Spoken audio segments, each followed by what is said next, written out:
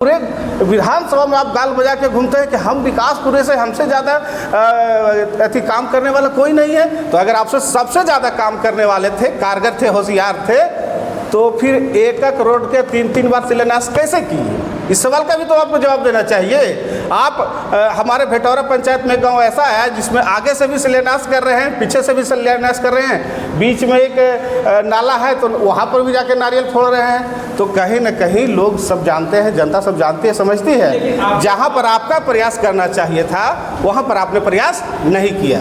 नहीं, आज कि जब हम लोग किसी समस्या को लेकर के स्थानीय विधायक के चौखट पर जाते हैं तो उनका बिल्कुल स्पष्ट रूप से कहना है कि आपने मुझे वोट नहीं दिया है और आपने किसी अन्य दल को वोट दिया है, इसलिए मैं आपको किसी तरह का योजना का लाभ नहीं दे सकता हूं। ये बिल्कुल गैर जिम्मेदाराना बात है। लोकतंत्र में जीत हार लगी रहती है, समर्थक और आपका विरोधी कई तरह के होते हैं, लेकिन जब आप विधायक बन जाते हैं, जनप्रतिनिधि बन जाते हैं या फिर संवैधानिक पद पर जब आप बन जाते हैं तो किसी खास वर्ग, खास समुदाय या खास दल के केवल नहीं रहते हैं। आप सार्वजनिक रूप से सभी के लिए होते हैं और सभी की समस्याओं को अपना समस्या समझ करके हल करने का प्रयास करना चाहिए। होंगे कि गया जिला में हमारे हिंदुस्तानी अवाम मोर्चा के जितने भी सीट मिला है, हम लोगों ने सभी सीटों पर मजबूत जीत दर्ज की और हमारा स्ट्राइक रेट 100/100 है।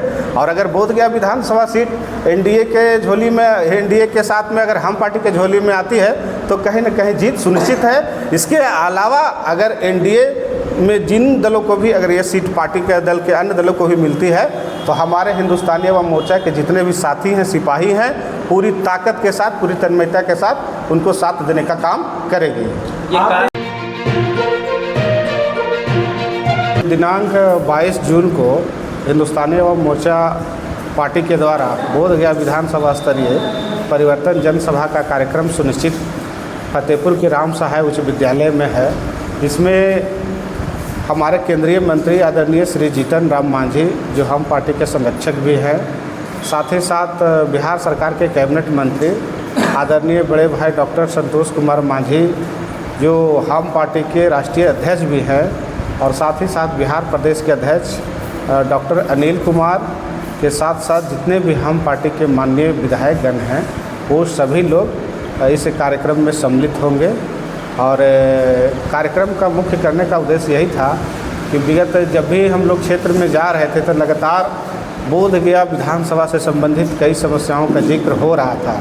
तो हम लोग ने देखा, सुना, समझा, लोगों की भावना को जाना, तो स्पष्ट रूप से स्पष्ट पता चला कि कहीं न कहीं बोधगया विधानसभा के अंतर्गत जो यहाँ के स्थानीय जनप्रतिनिधि हैं, कहीं न कहीं कुछ न कुछ कमी हुआ है, जिसके कारण बोधगया विधानसभा की समुचित विकास नहीं हो पाया है, समुचित विकास में हिस्सेदारी नहीं मिल पाया है, जिसके कारण कहीं न कहीं हमारे लोगों को काफ़ी दिक्कत हो रही है। इन्हीं सब विषय वस्तु को लेकर के जब हम लोगों ने आम जन से बात किया, लोगों से बात किया, तो उनका स्पष्ट रूप से कहना है कि पिछले 15 साल से एक ही प्रतिनिधि यहाँ पर बैठे हुए हैं और प्रतिनिधि बैठे हुए हैं जो कहते हैं कि हमने विकास में एक नया आयाम स्थापित किया है, लेकिन जब हम वास्तविक धरातल पर जाते हैं तो कहीं न कहीं ये कोसों दूर नज़र आता है। इसमें हम लोग ने देखा है कि आप चल जाइए गुरपा पतवास रोड कितना वो ख़राब है, आप चल जाइए दुंदू बगैर रोड, वहाँ पर क्या क्या हालात है। आप बाज़ार में घूमेंगे तो एक सार्वजनिक सामूहिक डिलक्स शौचालय की तक नहीं आपका फतेहपुर प्रखंड में है। तो कहीं न कहीं उसके अलावा हमारे जो बच्चे हैं, खास करके पढ़ने लिखने वाले हैं, बोधगया विधानसभा में खास करके फतेहपुर में एक डिग्री कॉलेज की स्थापना कई वर्षों से मांग होते आ रही है, उसकी स्थापना अभी तक नहीं की जा सकी है। तो कहीं न कहीं ये सब समस्याएं जो है जन भावना की है।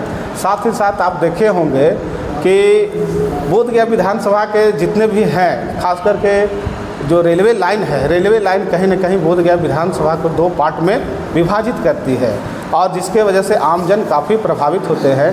टनकुप्पा की ही बात कर ले तो वहाँ से वर्षों से मांग एक रेलवे फाटक की है जो कि आज तक पूरी नहीं हो पाई है। साथ ही साथ वहाँ पर हावड़ा देहरादून ट्रेन के ठहराव की भी मांग, कोरोना काल से जो बंद है उसकी भी मांग लगातार उठ रही थी।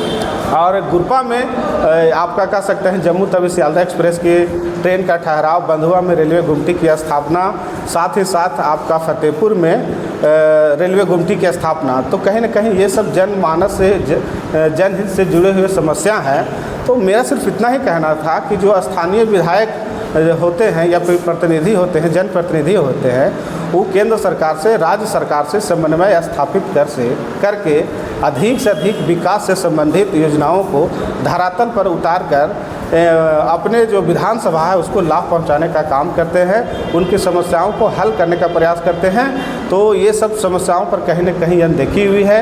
ऊपर से मुझे जन शिकायत ये भी मिली है, कई ऐसे हमारे गरीब परिवार के लोग हैं जिन्होंने कहा है कि जब हम लोग किसी समस्या को लेकर के स्थानीय विधायक के चौखट पर जाते हैं तो उनका बिल्कुल स्पष्ट रूप से कहना है कि आपने मुझे वोट नहीं दिया है और आपने किसी अन्य दल को वोट दिया है, इसलिए मैं आपको किसी तरह का योजना का लाभ नहीं दे सकता हूँ। ये बिल्कुल गैर जिम्मेदाराना बात है। लोकतंत्र में जीत हार लगी रहती है, समर्थक और आपका विरोधी कई तरह के होते हैं, लेकिन जब आप विधायक बन जाते हैं, जनप्रतिनिधि बन जाते हैं या फिर संवैधानिक पद पर जब आप बन जाते हैं तो किसी खास वर्ग, खास समुदाय या खास दल के केवल नहीं रहते हैं, आप सार्वजनिक रूप से सभी के लिए होते हैं और सभी की समस्याओं को अपना समस्या समझ करके हल करने का प्रयास करना चाहिए। तो कहीं न कहीं इन सब चीज़ों में अनदेखी हुई है, जिसके कारण हमारे लोग काफ़ी कह सकते हैं कि अपने आप को आक्रोश में है। उनको लगता है कि कहीं न कहीं हमारे साथ गलत हुआ है, धोखा हुआ है। तो यही सब बातों को लेकर के कहीं न कहीं जन में जो एक भावना था कि स्थानीय जन में एक भावना था कि कहीं न कहीं हमको परिवर्तन लाना है, और इन्हीं जन भावना को समझकर हमारी पार्टी हिंदुस्तानी आवाम मोर्चा ने परिवर्तन जनसभा का आयोजन फतेहपुर के राम सहाय उच्च विद्यालय में का आयोजन करने का निर्णय लिया है। और आप उस दिन देखेंगे कि लोग जहाँ भी हम लोग जा रहे हैं, काफ़ी हर्षोल्लास से लोग हम लोग से साथ जुड़ रहे हैं। जहाँ भी जा रहे हैं गांव के गांव निकल करके रोड पर आ जा रहे हैं। तो यह जो परिवर्तन जनसभा होगा वह ऐतिहासिक होगा और कहीं न कहीं परिवर्तन का बिगुल फतेहपुर प्रखंड के आपके राम सहाय उच्च विद्यालय से ही ये परिवर्तन का बिगुल फूंका जाएगा। इसी के लिए हम लोग यहाँ पर आप लोग को ये जानकारी साझा करना चाहते थे। क्या बोधगया विधानसभा में हम पार्टी चुनाव लड़ सकती है? ये भविष्य के गर्भ में छिपा हुआ सवाल है और हम लोग एनडीए के एक पार्ट हैं और एनडीए में हम लोग एक मजबूत साथी के रूप में जुड़ना चाहते हैं। आप देखे होंगे कि गया जिला में हमारे हिंदुस्तानी एवं मोर्चा के जितने भी सीट मिला है, हम लोगों ने सभी सीटों पर मजबूत जीत दर्ज की और हमारा स्ट्राइक रेट 100/100 है। और अगर बोधगया विधानसभा सीट एनडीए के झोली में, एनडीए के साथ में अगर हम पार्टी के झोली में आती है तो कहीं न कहीं जीत सुनिश्चित है। इसके अलावा अगर एनडीए में जिन दलों को भी अगर ये सीट पार्टी के दल के अन्य दलों को भी मिलती है तो हमारे हिंदुस्तानी एवं मोर्चा के जितने भी साथी हैं, सिपाही हैं, पूरी ताकत के साथ, पूरी तन्मयता के साथ उनको साथ देने का काम करेंगे।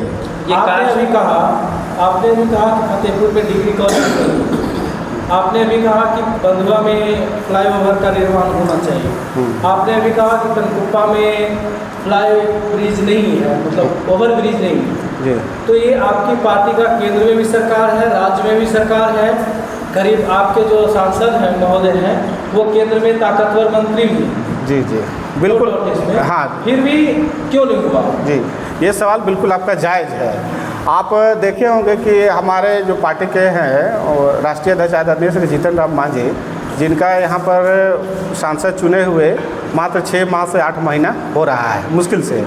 इसके पहले 15 साल से यहाँ पर स्थानीय विधायक हैं, जनप्रतिनिधि है। तो मेरा बिल्कुल स्पष्ट है कि अगर स्थानीय जनप्रतिनिधि जागरूक है, सक्षम है, तो वह कहीं न कहीं राज्य सरकार से केंद्र सरकार से समन्वय स्थापित करके उस समस्या को हल करने का प्रयास करना चाहिए। मेरा सवाल तो सिर्फ यही है कि आप स्थानीय विधायक हैं, आप पूर्व के मंत्री भी रह चुके हैं, आप कौन सा जन आंदोलन किए, आप कहाँ पत्र लिखा, आपने कहाँ इसके लिए प्रयास किया, इसका सबूत तो आप लोग जनता के बीच में दीजिए। और पूरे विधानसभा में आप गाल बजा के घूमते हैं कि हम विकास पूरे से, हमसे ज़्यादा अति काम करने वाला कोई नहीं है। तो अगर आपसे सबसे ज़्यादा काम करने वाले थे, कारगर थे, होशियार थे, तो फिर एक रोड के 3-3 बार शिलान्यास कैसे किए? इस सवाल का भी तो आपको जवाब देना चाहिए। आप हमारे भेटौरा पंचायत में गांव ऐसा है जिसमें आगे से भी शिलान्यास कर रहे हैं, पीछे से भी शिलान्यास कर रहे हैं, बीच में एक नाला है तो वहाँ पर भी जाके नारियल फोड़ रहे हैं। तो कहीं न कहीं लोग सब जानते हैं, जनता सब जानती है, समझती है। जहाँ पर आपका प्रयास करना चाहिए था वहाँ पर आपने प्रयास नहीं किया। नहीं, आज के 2 साल पहले जब यहाँ एक बार पिछले लोकसभा में मुख्यमंत्री माननीय मुख्यमंत्री आए थे तो उन्होंने कहा था कि फतेहपुर में डिग्री कॉलेज होगा, इसके बाद ही हम वोट मांगने आएंगे। इस बात को लेकर के 2 साल पहले जब जीतन मांझी का प्रोग्राम हुआ था गुरपा में, तो हम लोगों ने उनका इंटरव्यू लिया था, उनसे बताया था कि माननीय मुख्यमंत्री जी ने एक वादा किया था, मांझी जी आप इसको मुख्यमंत्री तक पहुंचाएंगे। लेकिन आज 2.5 साल 3 साल हो गया, लेकिन कभी हम लोगों ने ऐसा क्या आपकी पार्टी प्रयासरत है इसके लिए? हम एक ही चीज़ आपसे कहना चाहते हैं कि किसी भी क्षेत्र के स्थानीय सांसद और स्थानीय विधायक महत्वपूर्ण पद होते हैं, महत्वपूर्ण जिम्मेदार व्यक्ति होते हैं और किसी भी कार्य को धरातल पर उतारने में उनकी अहम भूमिका होती है। वही तो हम लोग सवाल करना चाहते हैं कि कहीं न कहीं जो स्थानीय विधायक है वो उतना सक्षम नहीं है जितना अपने आप को दिखा रहे हैं। अगर वो सक्षम रहते तो कहीं न कहीं जो समस्याएं एक स्थानीय डिग्री कॉलेज की है वह उनके लिए क्या आंदोलन किए वो भी तो बताएं, कहाँ लाठी खाएं, कहाँ चिट्ठी लिखे, कहाँ किन के पास गए, ये तो जनता सवाल पूछेगी ना। उनसे आपको सवाल पूछना चाहिए कि माननीय आप स्थानीय विधायक हैं, पिछले 15 साल से पूर्व के मंत्री रह चुके हैं, आपने कहाँ कहाँ विद्रोह किया है, कहाँ कहाँ आंदोलन किया है, कहाँ कहाँ चिट्ठी लिखे हैं, जरा बताइए। अरे पूर्व आपका पार्टी लिखे है, मतलब आपका पार्टी इस चीज़ को मांग, अरे भाई मेरा पार्टी का मांग के, जबकि ये बात उन लोगों से कही गई थी बहुत पहले भी कि फतेहपुर में हम तो यहाँ पे उनका मतलब जो है से कहा जाता है कि मांझी जी का जन्म स्थान राजनीतिक रहा है फतेहपुर। देखिए हम वो मुख्यमंत्री भी बने तो कोई फतेहपुर। हम पुनः आपसे कह रहे हैं कि आप पहले समझिए कि सांसद और विधायक का जो पद होता है वो काफ़ी महत्वपूर्ण होता है और क्षेत्र का मुखिया है, क्षेत्र का विधायक है तो उसके जिम्मेदारी सर्वप्रथम बनती है। उनको अगर मान लेते ठीक है आदरणीय श्री जीतन राम मांझी जी के द्वारा नहीं हुआ या हमारी पार्टी के द्वारा नहीं हुआ तो आपने इसके लिए क्या प्रयासरत किया? हमारे नेता तो कभी कभी बोलते भी हैं, सदन में चिट्ठी भी लिखते हैं, उसको कहते भी हैं, लेकिन आपके द्वारा क्या सकारात्मक पहल किया गया, इस सवाल का भी जवाब जनता को देना चाहिए। धन्यवाद।